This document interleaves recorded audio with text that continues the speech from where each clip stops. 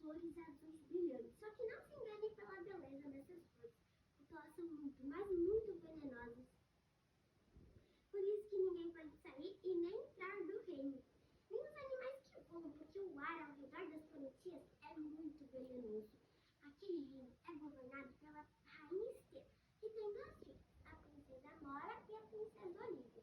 O livro começa contando no aniversário de 12 anos da Mora, onde ela ganha presentes bem inusitados, como uma vara de pescar sem nome de quem a deu, um anel canalizador de magia com iniciais CRE e até um saco de presentes vazio da sua irmã Olivia. Só que a Amora não tem poderes e aquele anel não serviria para nada. E ela frequenta então a escola para pessoas não mágicas de Florentina. Bom, ninguém sabe que ela é a princesa Amora, por questão de segurança também, por causa que há boatos nos outros reinos que as princesas são presas em torres altas e são postas para dormir por até 100 anos. Então, ela é disfarçada de Florentina, diferente da sua irmã, que vai numa escola para pessoas mágicas e todo mundo sabe que ela é a princesa Olivia. No outro dia, quando Florentina foi para a escola, ela tem um inimigo, que é o Escorpião, que é inimigo dela desde que ela derrubou um sorvete na cara dele, mas foi sem querer.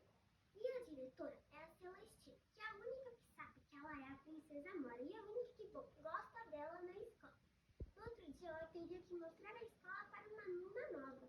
Ela estava meio nervosa, ela pensou que, já como ela era princesa, ia se dar bem nesse papel. Mas no outro dia, sua irmã fez um feitiço que, bom, não deu muito certo, porque ela atraiu todas as poeirinhas de todo o reino, que são poeirinhas invisíveis que ficam te pinicando para o castelo. A Florentina teve que ir para a escola com as poeirinhas e não podia nem se encostar, senão estava na cara que ela era princesa. Mas quando ela conheceu a aluna nova, a Lila, ela era filha do Epidermis, o maior e o melhor biólogo de todo o reino. Ela era super gentil e na cara descobriu que a Mora era a Florentina era a Amora, por causa também da poeirinha, que ela vê os animais, ela vê as poeirinhas invisíveis e adora demais, e por causa dos seus cabelos roxos, que o pai dela tinha contado uma história que só as verdadeiras filhas de Florentina tinham cabelos roxos, e as duas viraram melhores amigas. Com tudo isso, no dia seguinte, era dia do festival de cupcakes, só que a Mara acabou esquecendo. Mas também ela acordou e sua irmã fez uma pegadinha com ela e colocou um disfarce na sua cara. Ela teve que ir para a escola com um disfarce, mas quando chegou lá, a Lila também tinha colocado um e foram confundidas como juradas do festival de cupcakes. Entraram na brincadeira e é claro que deram uma nota muito baixa para o Escorpião, que foi reclamar com os jurados de verdade e acabaram sendo descobertos. E a Mora teve que passar o final de semana inteiro de castigo. Ela estava muito chateada, porque naquele final de semana ia passar a entrevista da sua cantora favorita, a Rainha Noturna. Bom, mas foi bom, porque ela acabou descobrindo uma passagem secreta que dava até o celeiro do castelo, onde o que cuida de lá estava assistindo, nem que estava dormindo, mas estava passando na TV. Sobre a entrevista da Rainha Noturna, quando ela era pequena, a mãe dela jogou ela e o seu irmão para morrerem nas Florentinhas Azuis, mas ela acabou, graças a Deus, sobrevivendo. No outro dia aconteceu uma coisa bem estranha na escola. A Florentina foi convidada para a festa do aniversário do Escorpião. Claro que ela não ia ir, só que ela teve uma ótima ideia de ir até a casa dele, que seria o local da festa, e pegar o seu caderno de maldades. É um caderno que a Mora acha que ele escreve todas as maldades que ela quer fazer com todo mundo. E ia pegar para ver alguma coisa sobre ele para se vingar por causa do dia dos cupcakes. Bom, claro que a Olivia ouviu tudo e queria ir na festa também. A festa, graças a Deus, era fantasia, então ele não descobriu que elas estavam lá.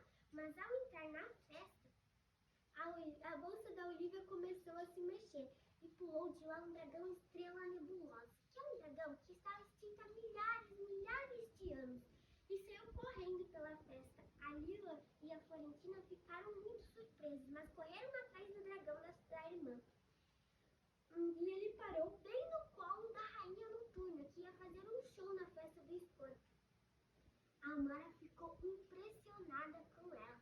Elas conversaram, depois a Lila lembrou que elas tinham um plano secreto bem arriscado. Procuraram e não acharam o caderno do escorpo. Mas quando foram para o lado de fora, viram um caderno bem do alto de uma janela e pegaram uma vara de pescar que a Amora ganhou de aniversário que tinham levado junto, caso a Lívia se metesse em alguma encrenca. E pescaram o livro. Só que a Amora levou para casa e prometeu abrir só na segunda junto com a Lila. Elas descobriram que o escorpião é apaixonado pela princesa Amora, que no caso é a Florentina, que ele odeia. Mas também que ele está planejando ganhar o concurso do Festival Solar, que é um festival que está logo chegando. Então elas tiveram a ideia da Lila se apresentar treinando animais muito perigosos para tentar ganhar o festival. E convidou também ela para ir na casa no final de semana para treinarem e pediu para a Olivia levar o seu dragão, porque o pai dela estava muito curioso para ver. Quando chegou o dia, a casa da Lila parecia um cogumelo gigante, com flores encantadas e vários animais diferentes. Quando entraram, o Epiderme ficou surpreendido com o dragão e estava cuidando de 6 ovos que misteriosamente no dia anterior tinham caído em Florentia. E contou a história também dos dragões estrela-nebulosos, que há muito tempo atrás, 3 ovos de dragões caíram na Terra e as pessoas ficaram muito gananciosas e todas queriam um dragão estrela-nebulosa e começaram a prender esses dragões. A rainha dos dragões, então, se tornou uma pessoa com lindos cabelos roxos que representavam a sua magia e trancou o reino com flores venenosas para as pessoas aprenderem a lição. Assim está se tornando a primeira rainha de Florentina.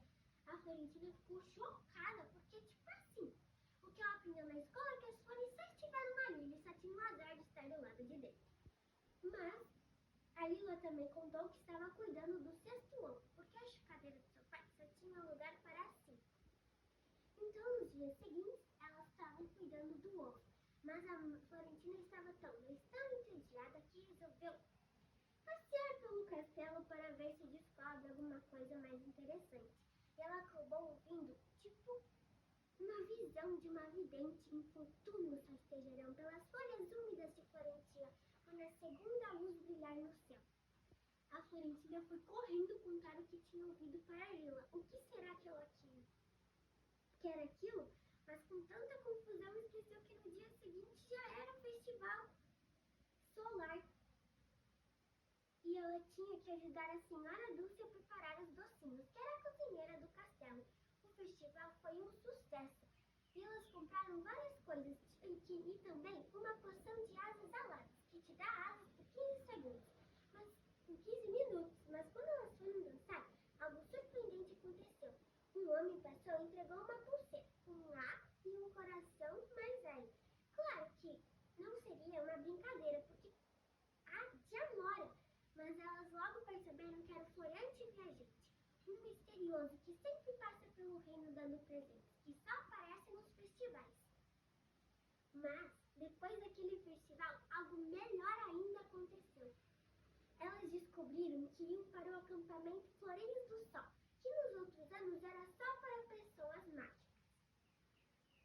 Mas antes disso, a Amora ela descobriu que uma vidente estava chegando ao castelo para falar o resto da profecia que tinha visto em sua visão. Então ela fugiu pela passagem secreta e quando a vidente chegou, ela disse assim: tive uma visão que tenho que ajudar uma menina de cabelos roxos a entrar no castelo disfarçada. Então ela levou a Amora para o lado de dentro e disse: proteja o número 6. A Florentina ficou pensando, mas o número 6 só pode ser o 6º ovo que a Lila estava cuidando. Então a vidente falou a profecia para sua mãe: infortúnios rastejarão pelas folhas úmidas de Florentina quando a segunda luz brilhar no céu. Fogo, água e um rastro de ruínas. Enquanto a destruição reclama para a fonte, a grande mentira comandará um exército contra a grande verdade, mas tudo isso será em vão. Elas ficaram pensando, mas logo era a hora do acampamento. Durante o acampamento, a Amora passou meio mal, mas o escorpião, ele foi muito bom e deu até folhas anti-enjoo para ela. O acampamento era um lugar mágico.